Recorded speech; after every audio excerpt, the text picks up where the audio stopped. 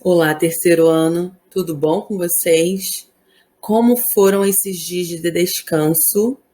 Espero que vocês possam ter descansado e estejam voltando agora com toda a energia para nós terminarmos o ano juntos, com toda a disposição. Combinado? Antes do nosso recesso, estávamos falando sobre textos opinativos. Dentre os vários textos que nós temos opinativos, podemos ter carta do leitor, podemos ter editorial, podemos ter artigo de opinião. São textos que querem defender um determinado ponto de vista, que querem defender uma determinada opinião. Nós falamos um pouco sobre o que é ponto de vista, dei alguns exemplos de ponto de vista para vocês. Vocês já falaram sobre a charge, deram a opinião de vocês a respeito da charge, naquele texto da apostila. Vocês já fizeram a pesquisa de um texto de opinião que falasse sobre um filme, uma série ou um personagem que vocês gostassem. E hoje nós vamos falar um pouco sobre a estrutura de um texto de opinião. Todo texto, seja de opinião ou não, todo texto que você escrever, ele precisa ter uma estrutura.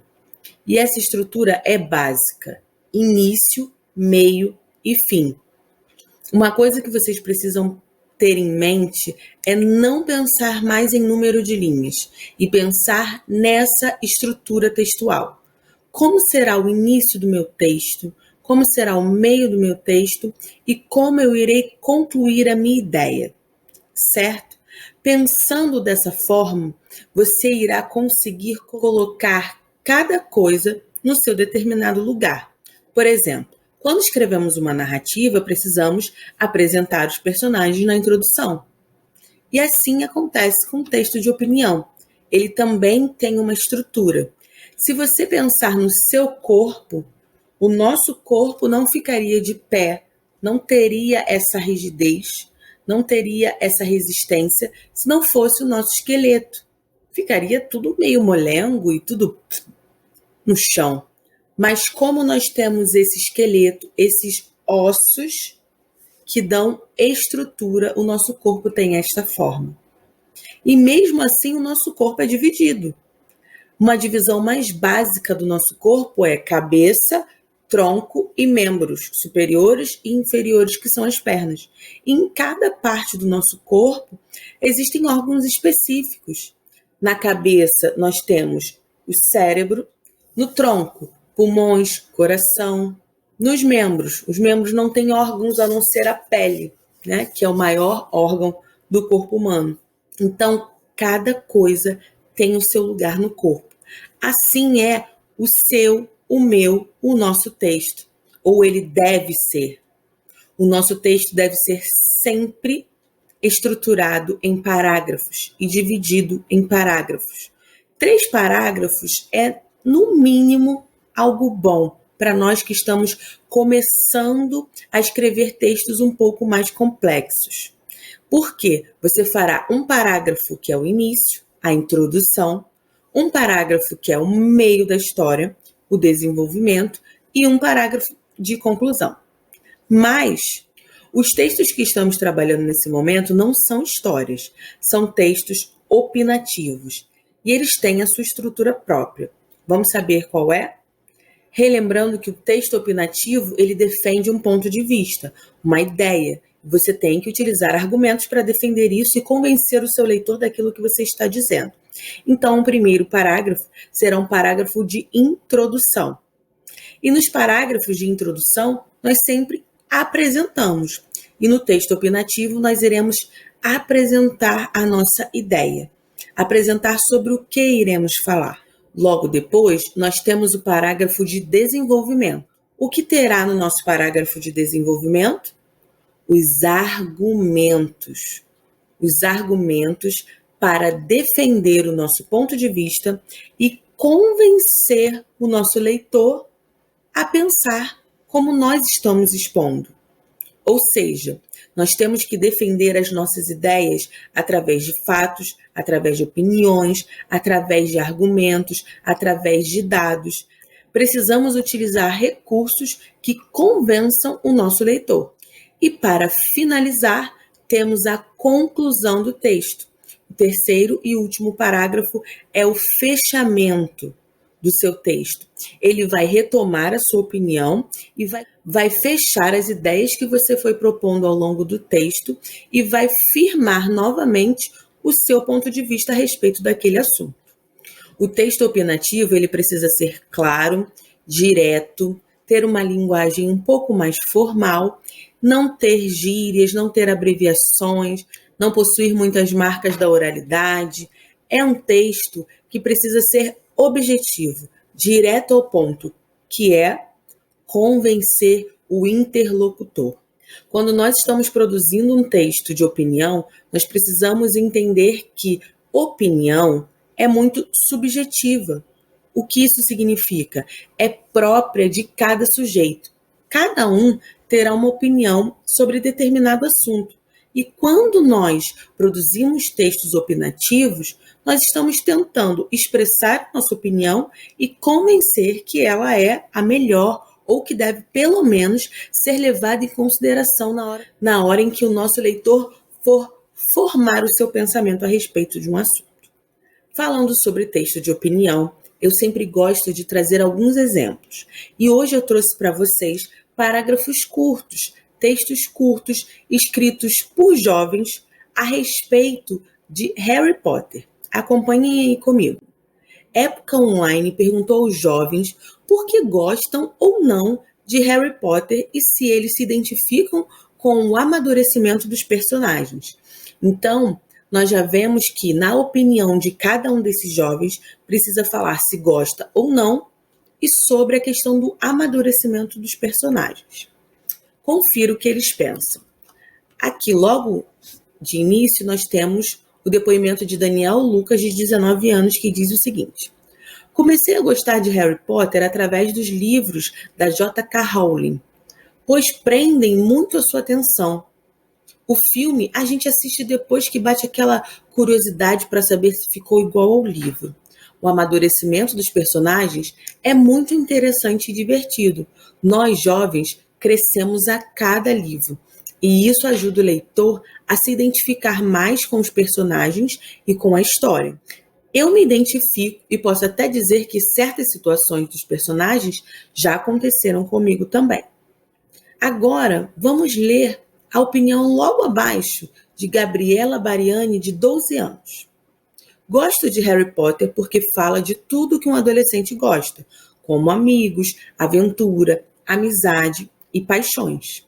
É uma história que diverte, encanta e ensina, nos fazendo esquecer momentaneamente das guerras e dos males do nosso mundo.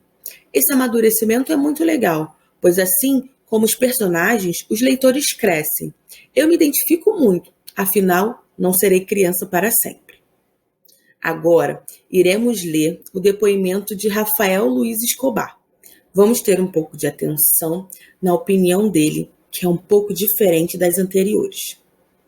É de Rafael Escobar, de 19 anos. Li os 5 livros e assisti aos 3 filmes, mas acho que a série é muito centrada no Harry Potter. Ele desvenda os mistérios, é o melhor jogador, é o mais jovem da história de Hogwarts, é a casa a qual ele pertence que ganha os pontos sempre por causa dele. É previsível por causa disso. Um ponto super negativo e que eu sempre me pergunto é: como o Ministério da Magia descobre que o Harry Potter fez magia fora da escola e não descobre onde o Lord Voldemort está? Se os bruxos são tão superiores e inteligentes, por que se escondem dos trouxas que parecem ser tão insignificantes para eles?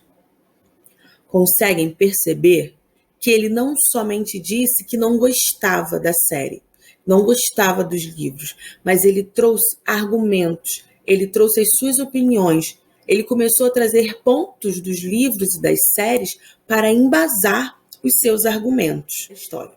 E para terminarmos, vamos ler o texto opinativo de Juliana Klein, de 21 anos. Desses que nós lemos agora, essa é a autora de mais idade. Quando assisti ao primeiro filme, Harry Potter e a Pedra Filosofal, eu ainda não havia lido os livros. Achei o filme muito infantil, então nem me interessei por ler os livros nessa época. Somente quando assisti o segundo filme, Harry Potter e a Câmara Secreta, é que me interessei em ler, pois percebi que o filme evoluiu muito e de infantil não tinha mais nada. Li os 4 livros em menos de um ano e acabei me apaixonando por eles. Acredito que JK conseguiu criar algo que prende a atenção do leitor, pois não é uma história comum ao dos livros e filmes que existiram até hoje sobre bruxaria. A descrição dos lugares por onde eles passam, a vida de estudante é bem detalhada. Faz com que a gente se veja nos livros de uma forma mágica, já que envolve a bruxaria. Percebemos uma evolução nos personagens, eles crescem e as histórias que vivem crescem junto com eles. Acredito estar aí o ponto que faz com que os jovens se sintam tão atraídos pela história. Esses filmes e livros trouxeram um pouco mais as crianças e adolescentes para um mundo que elas não eram acostumadas, a literatura. Conheço jovens que não gostavam de ler e adquiriram esse hábito depois de ler Harry Potter. Creio que essas histórias despertam sim a imaginação das crianças. Uma criança consegue ler o primeiro e o segundo livro, mas não acredito que ela consiga ler o último, pois a linguagem evoluiu junto com o crescimento dos personagens. As palavras se tornam mais difíceis, as histórias se tornam mais complicadas e nem todos conseguem compreender. Então, é preciso que você tenha uma base de leitura para acompanhar essa evolução. Essas crianças participam disso. Elas adquiriram o interesse e evoluem na leitura junto com os livros. Embora o fenômeno Harry Potter tenha despertado interesse pela leitura, acabou deixando muitas crianças e adolescentes fanáticos, o que, na minha opinião, é um ponto negativo. Bom, finalizar com esse depoimento, esse texto da Juliana Klein é importante porque ela traz os pontos positivos, ela até menciona uma questão da literatura, que crianças e jovens começaram a se interessar pela literatura com os livros do Harry Potter e foram evoluindo na leitura, assim como a história foi evoluindo, assim como a complexidade das histórias se deu. Mas um ponto negativo é o fanatismo, o fã-clube, que nunca é tão bom assim quando levado ao extremo. Nesses trechos que eu trouxe para vocês, como são trechos de entrevista, são textos opinativos pequenos, eles não possuem título, mas uma coisa muito importante é que geralmente os textos opinativos sempre trazem um título polêmico ou um título que quer aguçar a curiosidade do leitor para confirmar se a pessoa está defendendo ou não certo tema. E agora será a vez de vocês. Vocês já produziram um parágrafo a respeito daquela charge na apostila de redação. Quem não me enviou pode estar enviando para o meu e-mail. Vocês já pesquisaram a opinião de outra pessoa a respeito de algo que vocês gostam, ou de série, ou de livros, ou de filmes. E agora eu quero que vocês façam o próprio texto opinativo. Então, como será? Vocês irão escolher um personagem, um herói, um filme, uma série que vocês gostem e irão escrever o seu texto opinativo a respeito desse tema, dessa série, desse personagem, desse desenho ou desse filme.